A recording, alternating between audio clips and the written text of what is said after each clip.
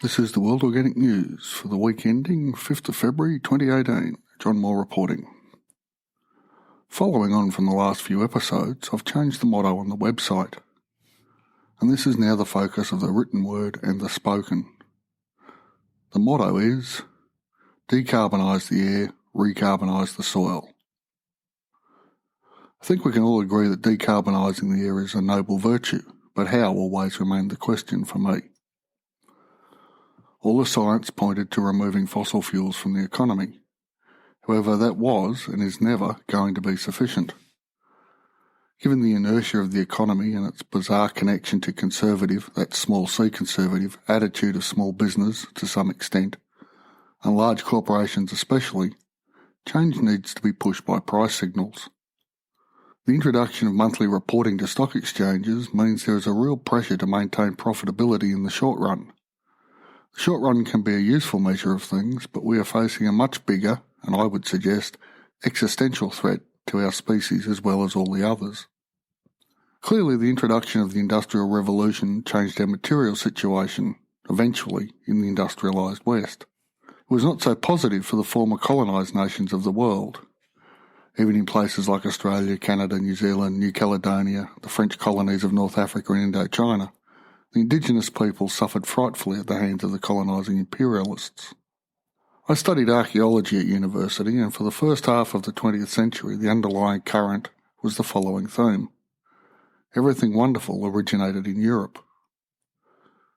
To that end, forgeries were created to support the idea. The Piltdown Man springs to mind as the obvious forgery. Eventually the physical evidence overwhelmed this notion, and so the theme became modified to basically the following idea. Okay, humans evolved in Africa, but as soon as they could, they walked north into the Fertile Crescent, invented agriculture and civilization. God revealed himself at this stage, and then through a series of empires, humanity was perfected in the industrialized nations of northwestern Europe, where humanity was able to take their versions of God and civilization back to the rest of the world. Complete nonsense, but this was the view of most of the people with the biggest guns, and it is worth remembering the views of modern history's most successful artillery officer, Napoleon Bonaparte. God is on the side of the biggest guns. Agriculture and industrialisation are the twin pillars of climate change. It took me a little too long to see the agricultural part of this equation, but it's critical. It is the industrialisation of agriculture which has, in my opinion, and from my readings, led hand in hand with fossil fuel use to the greatest release of CO2 in any time period that has involved life on Earth. But all this has happened since 1945. By applying the Henry Ford notions of specialisation and standardisation to agriculture, we now grow food by formula. The soil, the growing part of the biosphere between the atmosphere and the bedrock, has been treated as a growing medium as opposed to a living thing, or at least a space full of growing things. Let me explain. Soil science is based upon chemical analysis, pH, nutrients and so on, and by the application of physics in a material science sense. So ploughing wet clay soils will cause them to compact. Water will run through sandy soil. The missing element has been the biological. Taking a bird's-eye view of science for the last 100 to 150 years has seen the rise of biology and the stagnation of chemistry and physics. Chemistry has been reduced in many economic fields to the development of different plastics, physics after Einstein and the quantum physicists, to finding physical proofs for the theories developed at the end of the 19th century and the first half of the 20th. Biology, on the other hand, received a huge boost with Darwin's work, the next milestone being the work of Watson and Crick on the description of DNA.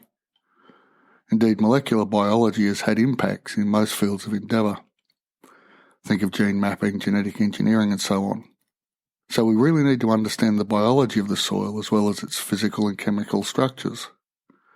However, the extensive use of synthetic chemical fertilisers, herbicides and pesticides has killed off much of the biota in soils. They are a hardy bunch and resilient, but not immortal. The major effect of these additions to the farming toolkit, hand in hand with the agricultural revolution's plough, has been the destruction of soil carbon. Techniques based mainly on biomimicry have been developed to first maintain levels of soil carbon and then increase them. As reported a few episodes back, increasing soil carbon in 15% of agricultural land across the globe by just 1% will remove from the atmosphere all the excess carbon added to it since 1850. Win-win. Why?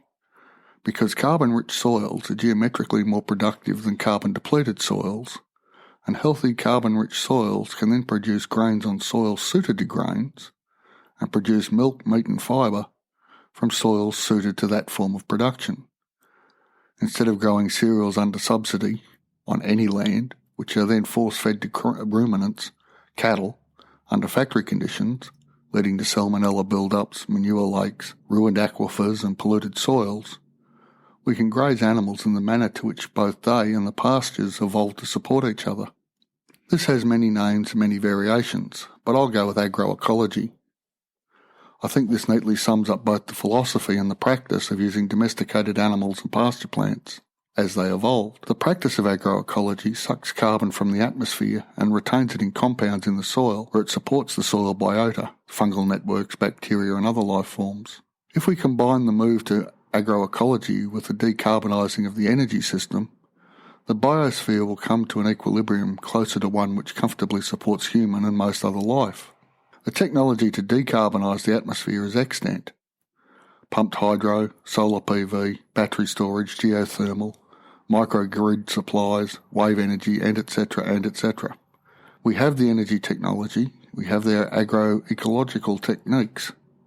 We can do this starting today, but there will be fundamental changes we should be aware of. By its very nature, agroecology is not an infinite growth model. The infinite growth paradigm is shared by just two realities I can identify. 1, neoliberal economics, and 2, cancer cells. The obvious parallels need not be explored. Suffice it to say that the latter kills individually, the former is taking the idea to global scales. We will learn to live in a different way. I'm not suggesting a return to the mythical arts and craft period where we made all our own clothes and grew all our own food, but this is a possibility, and there are people who are already living this reality. I suspect we will discover new ways of being human, perhaps already tried in the past, probably some new way of being. I am hopeful. Once we realise the fruitlessness of the cancer cell model for all of us, there will be demand for change. After all, no amount of money will substitute for breathable air and potable water.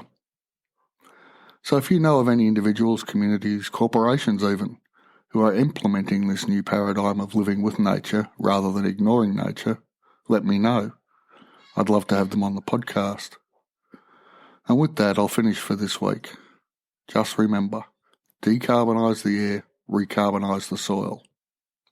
If you'd like to learn to podcast yourself, drop over to mrjohnmoore.com and check out my course. I've been teaching this at community colleges around town and have developed an online version. There's a link in the show notes. Next session starts on the 1st of March this year, and I'd love to see you there. A transcript for this episode is available at worldorganicnews.com. Thanks for listening, and I'll be back next week.